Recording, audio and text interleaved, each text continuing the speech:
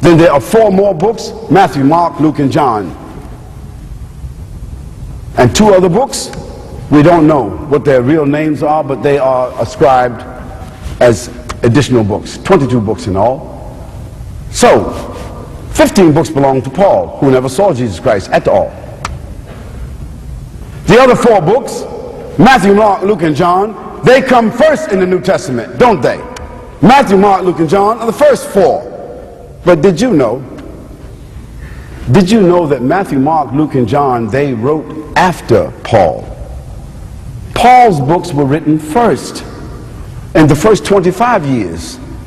Matthew, Mark, Luke, and John were written 27 years, the earliest, on backwards, but they were put in the front to make it appear to you and I that Matthew, Mark, Luke, and John wrote first and that Paul wrote afterwards. No, Paul wrote first, and then Matthew, Mark, Luke, and John wrote afterwards, and many Christian fathers believe that Matthew, Mark, Luke, and John were also continuous books of Paul himself.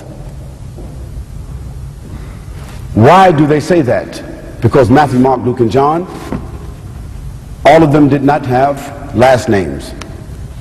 Matthew who? Mark who? Luke who? And John who? Some people think, most Christians would think, that the John here and the Matthew here were disciples of Jesus Christ. It is not so. Absolutely not. The John who wrote was not John of Zebedee. The disciple of Jesus Christ, whose name was John of Zebedee. And he was executed, he was beheaded under the emperor called Agrippa. So if he was beheaded under the ruler called Agrippa, that means he was dead and gone. He couldn't have written. Matthew, that wrote that book, was not Matthew the Republican. He was not Matthew the tax collector, because the disciple of Jesus, whose name was Matthew, was the tax collector. He was the Republican. That wasn't the same Matthew that wrote that book. So if Matthew, Mark, Luke, and John, they were not disciples of Jesus Christ, they never saw Jesus Christ, they never talked with Jesus Christ, they never saw the Master, it means that they, like Paul, wrote from other documents and feelings and persuasions and perceptions, but not based upon historical evidence. The other thing is that not Matthew, Mark, Luke, and John, nor Paul ever based what they wrote upon the disciples of Jesus Christ themselves. Disciples whose number was, after Judas was jumped off the cliff, or he was hung, or committed suicide, or whatever happened to Judas, there was how many disciples after that? 11. And where were those disciples? Dispersed. Were any of those disciples consulted? One of the disciples of Jesus Christ, who was a blind disciple, who wasn't named among those 11, walked with Paul for some years. His name was Barnabas, and he was blind. He did escort Paul to Bethlehem, to Jerusalem, to some of the towns, and he was the one that took him to the disciples. And it was Barnabas who introduced Paul to the disciples and said, this is Paul, who had such and such a vision, who says that he met the Master and he was appointed. The disciples examined Paul, and they rejected him and called him an infidel and drove him out of Jerusalem. Let us turn to Mark 12:29.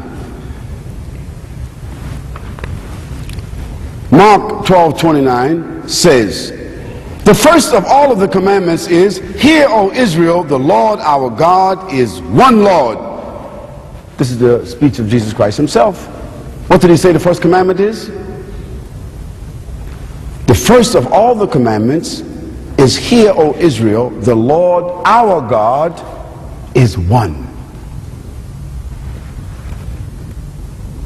Let us turn to Matthew 5:18-19 and see what Jesus Christ said. For verily I say unto you, till heaven and earth pass, nothing shall change from the law. And what was the law? The first 10 commandments was a part of that law, so we cannot change that commandment. Luke 16:17. And it is easier for heaven and earth to pass than one part of the law to fail. John 14:15. If you love me, Jesus said, if you love me, keep my commandments. So Jesus Christ is telling his disciples, if you love me, keep my commandments. Whose commandments? Commandments that Jesus Christ made himself? No, we will see. He meant the commandments of Almighty God. Mark 12:29-30. Here, Jesus Christ, here Moses said, for your God is not the author of confusion. I'm sorry, Corinthians, Paul said, for God is not the author of confusion. And Paul said, prove all things and hold fast to only that which is good and known to be from God. So let's proceed that same way. Let's go to John 13:16 and listen to what Jesus said about God.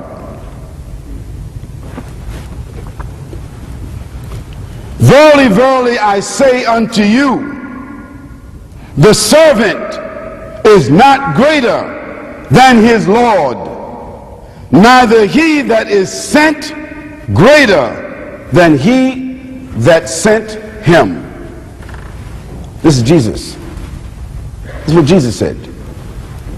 Verily, verily, I say unto you, the servant is not greater than his Lord. So Jesus called himself what? A servant. He said he's not greater than his Lord. That means he's not co-eternal. He's not co-omnipotent. He's not the same as God. He said, neither he that is sent, Jesus said, he's sent, can be greater than he that sent him. So who we believe? That the Trinity are three gods, including Jesus, that are co-eternal, co-equal, co-omnipotent, or Jesus Christ, who just said clearly in very clear, articulate words, verily, verily, I say unto you, which means certainly, certainly, I say unto you, the servant, Jesus Christ, is not greater than his Lord. Neither he that is sent, Jesus Christ, can be greater than he that sent him, which is Almighty God. Let's go to John 1:18.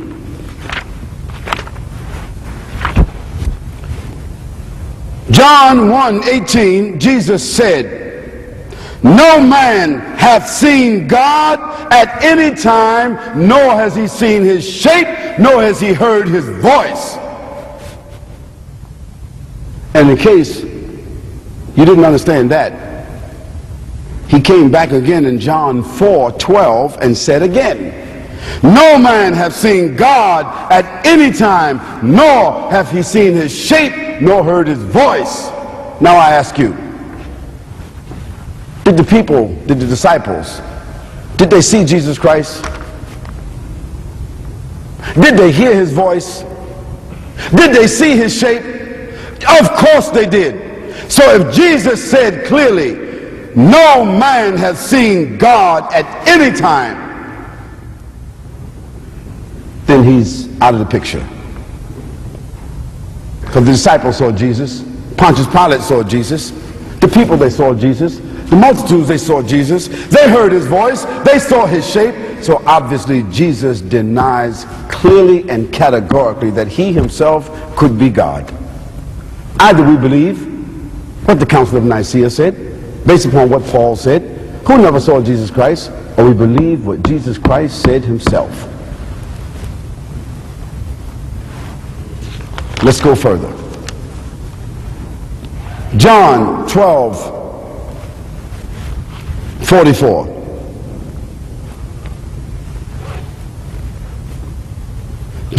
cried and said,